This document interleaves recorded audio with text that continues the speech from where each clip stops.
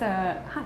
My name is Kristyna Baczynski. I'm an illustrator and cartoonist, and I live and work in Leeds on freelance stuff, but I also make my own kind of merch and products alongside that.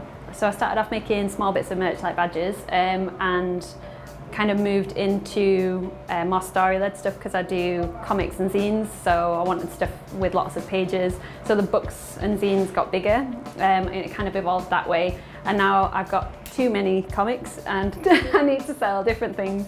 So in the past kind of year or so, I've started doing more t-shirts, enamel pins, and different kind of products like that. I did tea towels last year, and just trying things out. So I think I've got an audience for one thing and know that they like that, but then I'm also curious to see how else people might want to have my illustrations in their lives or how they might want to enjoy them. So I'm always kind of thinking about that. And always excited to see things see my drawings in new ways as well. I really enjoyed drawing my greetings card for Awesome merch. It's a Christmas one and I love Christmas, and I think that's the time of year that I send most greetings cards, so it's kind of perfect merch for winter. I think it's kind of cute. People get them and then kind of display them in their house, and with this one I also wanted it to be something that didn't necessarily say Merry Christmas on it, so people could potentially frame it or kind of have it in their house kind of on display for a little bit longer than just Christmas if they liked it that much. If they didn't, they can recycle it, and that's fine too. So the creation of this design and a lot of my other work as well kind of starts with drawing, so I would just use my sketchbook to kind of make notes of things that I want in the design or kind of keep a catalogue of ideas.